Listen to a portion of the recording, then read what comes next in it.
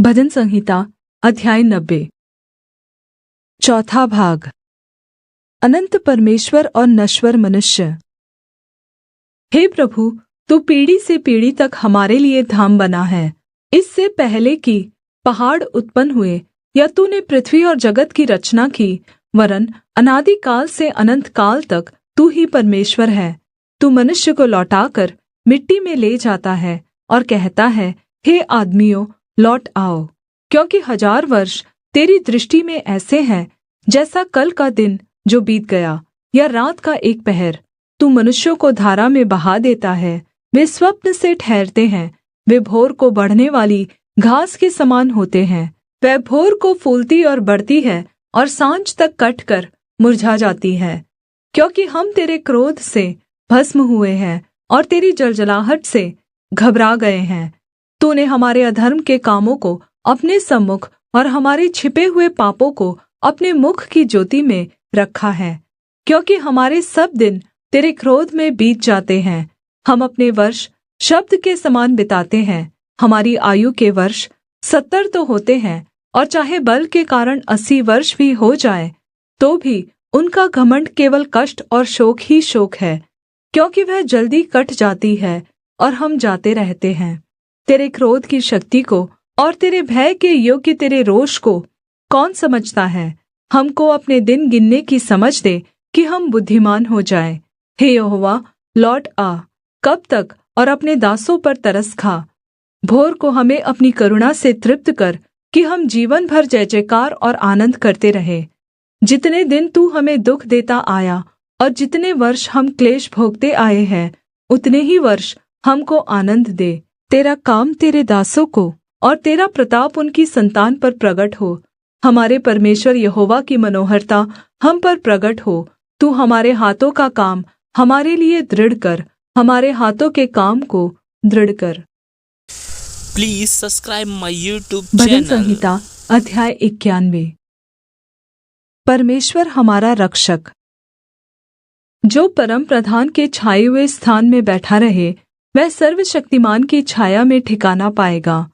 मैं यहोवा के विषय कहूँगा, वह मेरा शरणस्थान और गढ़ है।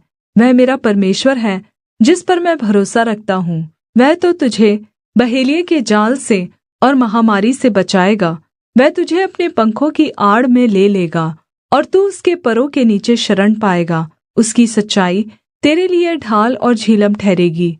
तू न रात के भय से डरेगा और न उस तीर से जो दिन को उड़ता है, न उस मरी से जो अंधेरे में फैलती है, और न उस महारोग से जो दिन दोपहरी में उजाड़ता है।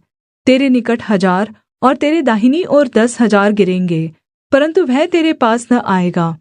परंतु तू अपनी आँखों की दृष्टि करेगा और दुष्टों के अंत को देखेगा। हे यहोवा, तू मेरा शरणस्थान ठहरा है।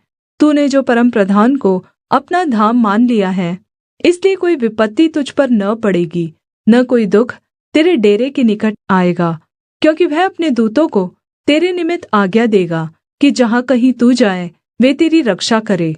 वे तुझको हाथों हाथ उठा लेंगे, ऐसा न हो कि तेरे पाँवों में पत्थर से ठेस लगे। तू सिंह और नाग को कुचलेगा, तू जवान सिंह और अजगर को लताड़ेगा। उसने जो मुझसे स्नेह किया है, इसलिए मैं उसको छुड़ाऊँगा। मैं उसको ऊँचे स्थान पर रखूँगा, क्योंकि उसने मेरे नाम को जान लिया है। जब वह मुझको पुकारे, तब मैं उसकी सुनूँगा। संकट में मैं उसके संग रहूँगा। मैं उसको बचाकर उसकी महिमा बढ़ाऊँगा। मैं उसको दीर्घायु से तृप्त करूँगा और अपने किए हुए उद्धार का दर्शन दिखाऊँगा। Please subscribe my YouTube channel.